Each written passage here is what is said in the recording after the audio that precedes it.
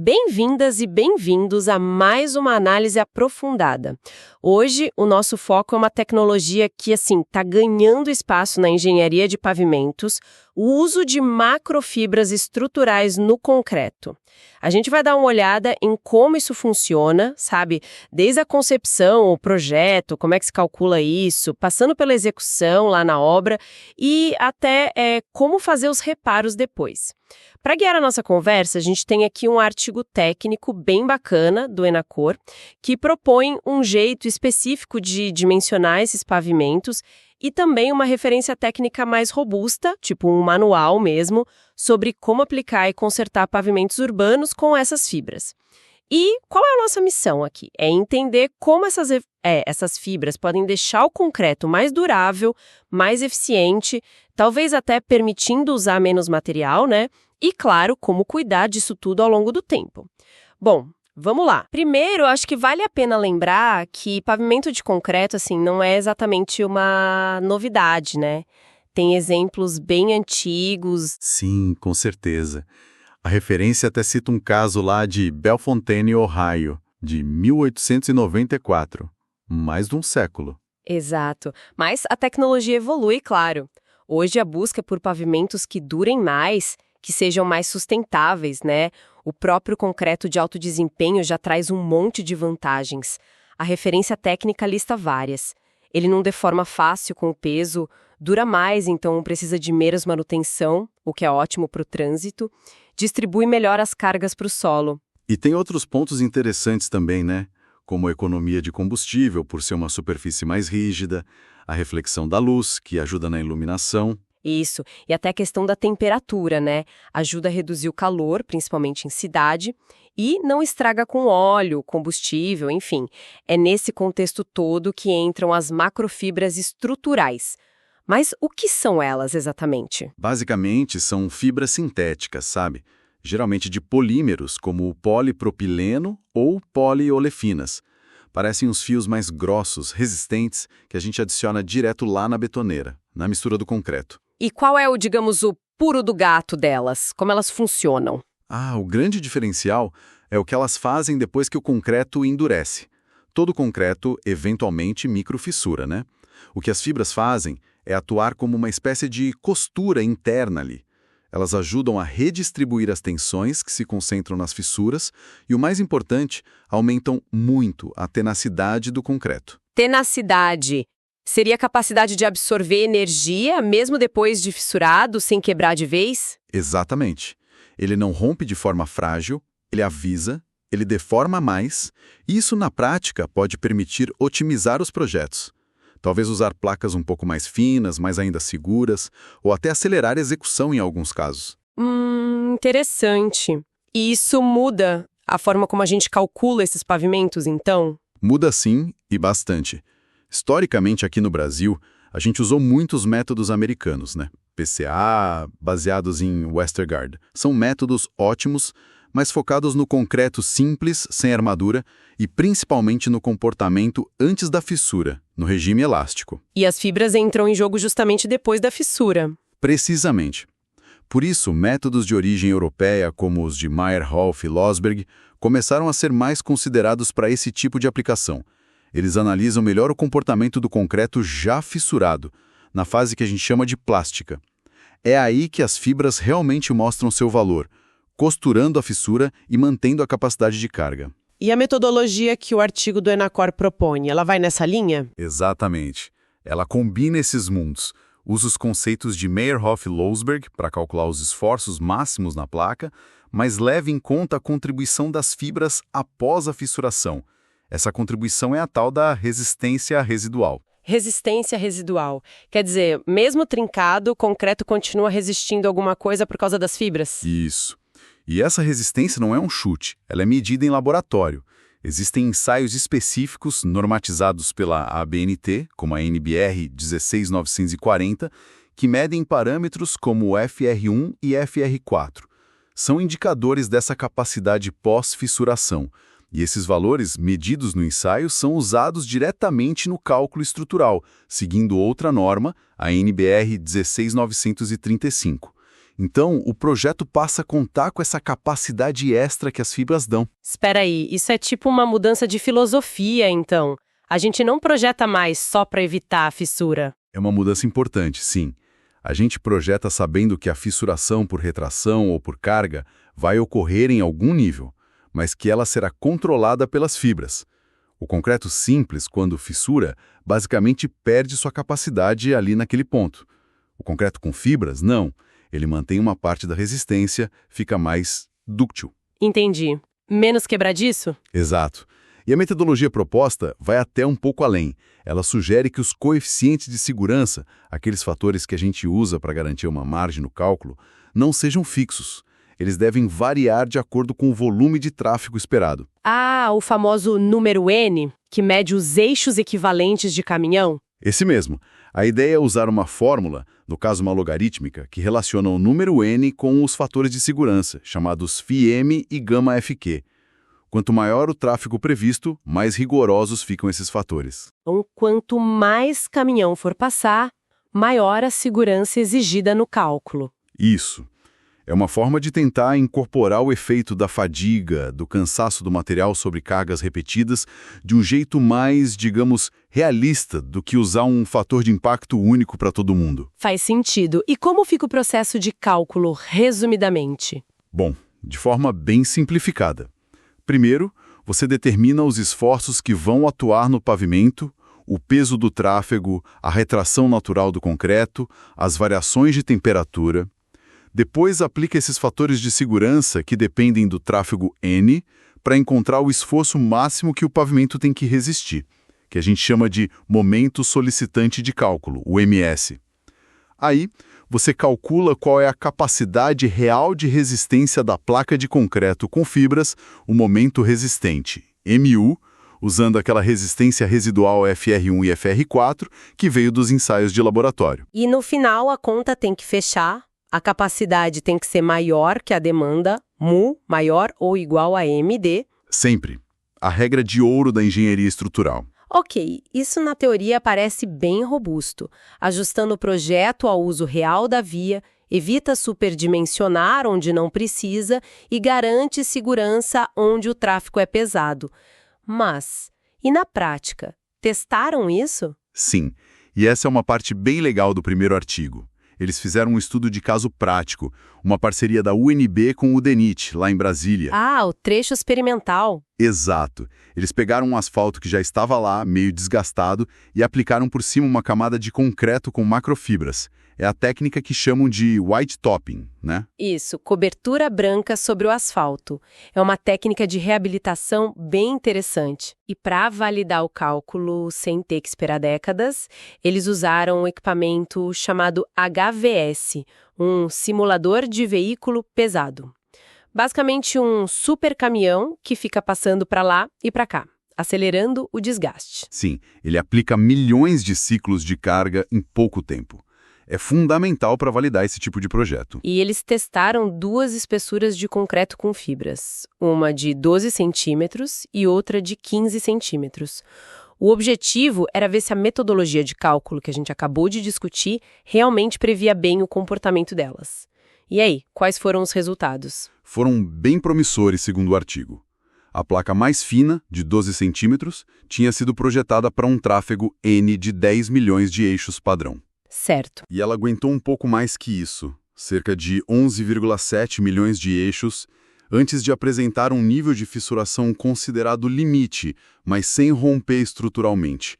Ou seja, ela não só atingiu, como ultrapassou um pouco a meta de projeto.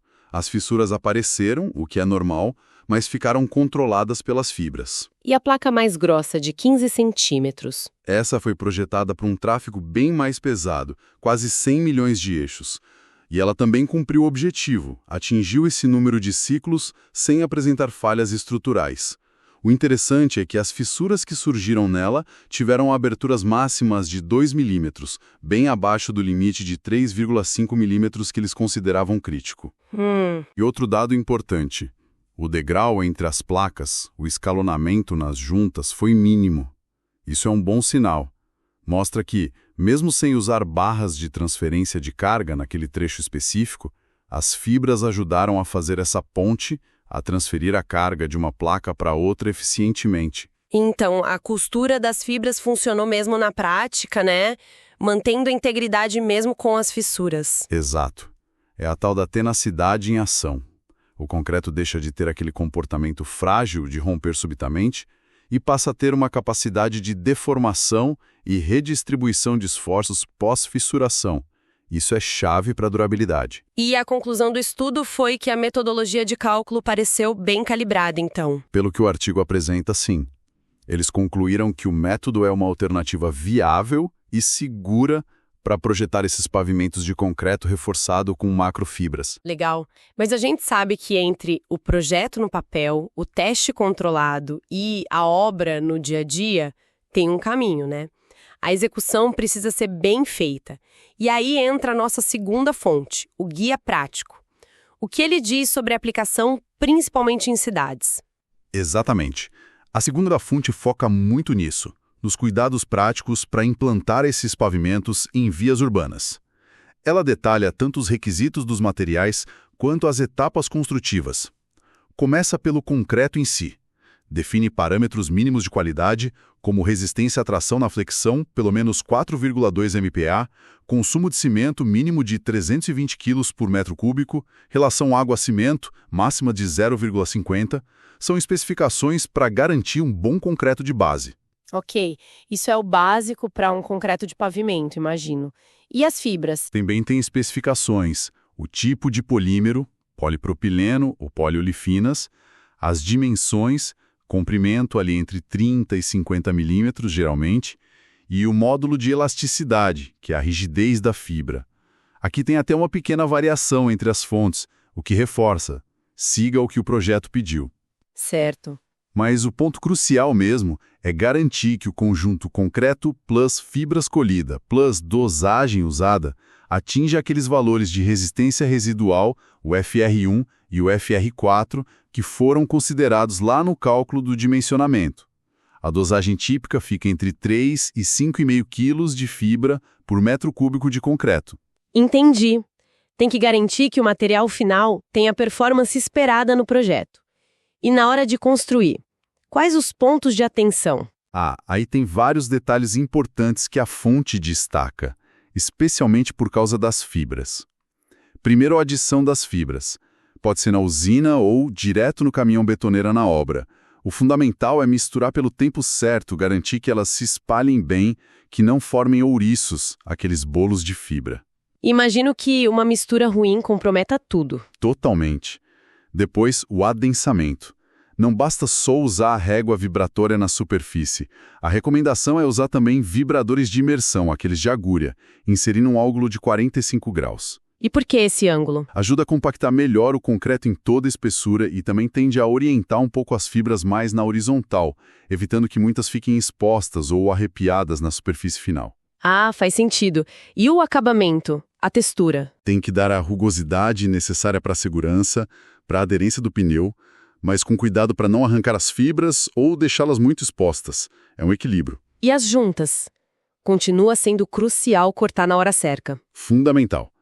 A chamada janela de serragem, geralmente entre 4 e 8 horas depois da concretagem, dependendo do clima, do concreto. Se cortar cedo demais, estraga a borda. Se cortar tarde demais, o concreto já trincou por conta própria, onde ele quis, e aí a junta não cumpre mais a função de controlar a fissuração. E claro, controle de qualidade. Testar o concreto, verificar a lisura da pista. Sim, ensaios de resistência, controle da regularidade superficial, o famoso IR, tudo isso é essencial para garantir que o que foi projetado foi realmente entregue. Nossa, quanta coisa para ficar atento. Fica claro que usar fibra não é só uma questão de adicionar um ingrediente. Exige um conhecimento, um cuidado na execução. Não é a prova de erro, né? De forma alguma. A tecnologia funciona, mas exige boas práticas construtivas, mão de obra treinada, fiscalização atenta. A qualidade da execução é tão importante quanto a qualidade do projeto e dos materiais. Qualquer falha no processo pode comprometer o desempenho final. E quais seriam os maiores desafios que as construtoras costumam enfrentar ao usar essa tecnologia pela primeira vez, talvez? Olha, Geralmente é garantir aquela dispersão homogênea das fibras, que exige um controle mais rigoroso do processo de mistura. Ajustar as técnicas de lançamento, adensamento e acabamento também pode demandar um tempo de adaptação da equipe. E, claro, acertar o ponto do corte das juntas, que já é crítico no concreto convencional, mas aqui continua sendo essencial. Exige planejamento e treinamento. Entendi. E pensando no ciclo de vida completo, chega uma hora que precisa consertar, né? Mesmo sendo um mais durável. A segunda fonte fala sobre reabilitação desses pavimentos com fibras. Fala, sim, dedica uma parte importante a isso. Aborda vários tipos de reparos, conserto de juntas que se deterioraram, tratamento de trincas, correção de desgastes na superfície e até a substituição de pedaços ou de placas inteiras de concreto. E também trata de problemas que podem ocorrer na fundação, como o bombeamento. Ah, o bombeamento. Aquela água com finos que sai pela junta quando o caminhão passa, né? Indicando que tem um vazio embaixo. Exatamente. A fonte descreve as técnicas para lidar com isso também. E como são feitos os reparos mais comuns, tipo trincas ou substituição de placa? Tem alguma diferença por causa das fibras? Tem alguns detalhes? Para trincas maiores ou que já estão começando a quebrar nas bordas, o procedimento padrão é serrar um pequeno canal ao longo da trinca, limpar muito bem, a limpeza é crucial, e preencher com um material selante adequado, que pode ser flexível ou semi-rígido, dependendo do caso. Toda a placa, o cuidado começa na base. Tem que preparar bem o que está embaixo, às vezes colocar uma camada de regularização. Ao colocar o concreto novo, é preciso garantir a ligação com o concreto antigo nas laterais. Às vezes se usa adesivo epóxi, às vezes não, depende da situação. E, claro, usar um concreto de resistência compatível. E aqui tem um ponto que você mencionou que achei muito interessante, a recomendação se o concreto do reparo não levar fibras. Fibras que o pavimento original tinha, recomenda-se compensar essa ausência. Compensar como? Aumentando a espessura do concreto só naquele trecho do reparo, em uns 15% ou 20%, e adicionando uma tela de aço soldada, tipo uma malha Q246. Ou seja, a falta da fibra tem que ser compensada com mais concreto e com aço. Exatamente. Isso mostra indiretamente o quanto a fibra estava contribuindo ali estruturalmente. Se você tira ela no reparo, precisa colocar algo no lugar, mais espessura ou aço, para manter o mesmo nível de controle de fissuração e capacidade. Isso reforça o valor da fibra, né? E talvez sugira que usar concreto com fibra também nos reparos pudesse ser vantajoso. E uma ótima questão. Poderia simplificar o reparo, talvez mantendo a mesma espessura e dispensando o aço adicional. Seria interessante avaliar o custo-benefício disso a longo prazo, considerando a execução e a durabilidade do próprio reparo. E para as placas que estão dançando, com problema na fundação, o que se faz? A técnica mais comum é a injeção sob pressão. Fazem-se furos na placa e injeta-se um material fluido, pode ser calda de cimento, argamassa expansiva ou resinas de poliuretano por baixo dela. Esse material preenche os vazios, expulsa a água acumulada e estabiliza a placa, devolvendo o apoio perdido. Entendi. Então tem solução para quase tudo, mas cada caso é um caso. Sempre. O diagnóstico correto do problema é o primeiro passo para escolher a técnica de reparo mais adequada. Bom, então a gente, e amarrando a nossa conversa, as macrofibras estruturais aparecem como uma ferramenta bem promissora, né? Uma evolução para o concreto de pavimentação. O ponto central parece ser essa capacidade de agir depois da fissura, dando tenacidade, uma sobrevida para o concreto. Exato, mudando o comportamento de frágil para mais dúctil. Vimos que isso levou a métodos de cálculo mais ajustados a essa realidade, considerando a resistência residual e o efeito da fadiga do tráfego, e que esses métodos foram validados em testes importantes. Mas ficou muito claro também que não é mágica. Para funcionar bem, a execução tem que ser caprichada, com atenção aos detalhes da mistura, do adensamento, do acabamento, da cura, do corte das juntas. Sem dúvida. A qualidade da aplicação é fundamental. E até na hora de consertar, a presença ou a ausência das fibras influencia na solução. O ganho em durabilidade parece real, mas exige conhecimento e cuidado em todo o ciclo de vida do pavimento. Perfeito. E acho que, olhando um pouco além da engenharia de pavimentos em si, o que a gente vê aqui é um exemplo da busca contínua por materiais mais inteligentes, por soluções que tornem nossa infraestrutura mais resiliente, mais durável e, idealmente, mais sustentável. As fibras são um componente quase invisível ali no meio do concreto, mas que podem fazer uma diferença significativa no desempenho final. E isso talvez nos leve a pensar: quantas outras inovações em materiais, talvez tão discretas quanto essas fibras, estão sendo desenvolvidas ou aplicadas agora mesmo? Que outros avanços, talvez invisíveis no nosso cotidiano, podem estar silenciosamente moldando o futuro das estruturas, dos objetos, da forma como a gente constrói e vive? Fica aí a reflexão. Uma excelente provocação para a gente encerrar. Muito obrigada pela companhia de todos e todas nesta análise sobre concreto reforçado com fibras. Até a próxima!